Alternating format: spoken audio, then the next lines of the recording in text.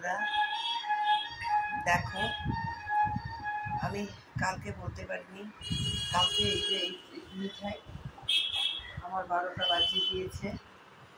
কালকে আমার 12টা বাজিয়ে দিয়েছে।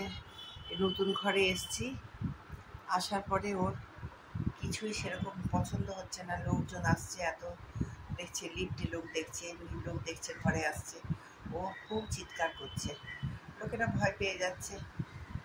আমি কালকে ওকে বারণ করতে গিয়ে মুখের কাছে মাথায় আদর করে না বাবু পড়ে না বলতে গেছি, আর দেখো আমাকে কি করেছে।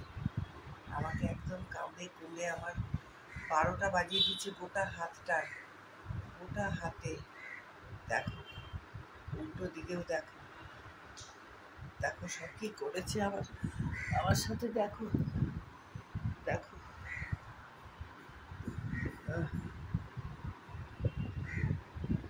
দেখো, ঠিক আছে, অবস্থা খারাপ করে দিয়েছে। আবার কালকে এই হাতের এই কাঁটার ভেতরে ইঞ্জেকশন দিয়েছে।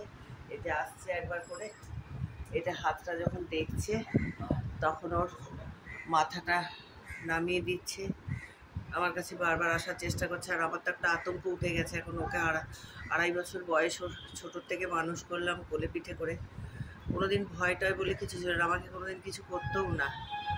কিন্তু এই যে করলো না, একটা আতঙ্ক এসে গেছে আমার। এমনি শরীরের অবস্থা খারাপ, এই আতঙ্ক এসে গেছে। ও কাছে এলেই খালি মনে হচ্ছে যে কী করব, আমাকে বোধহয় আবার হাতে পায়ে কামড়াবে, বাড়ির সবাইকে কামড়াবে। ওরা অত ভয় পাচ্ছে না, কিন্তু আমি খুব ভয় পাচ্ছি, কী করব বুঝতে পারছি না। রাত্রেবেলায় উঠে ঘুম পাশ ফিরেছি, সে ঘুম আসছে না, কিছু না, যন্ত্রণায় কাতরাচ্ছি।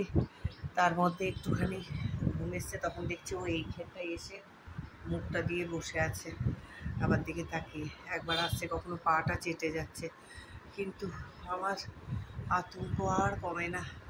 কি করব জানি না।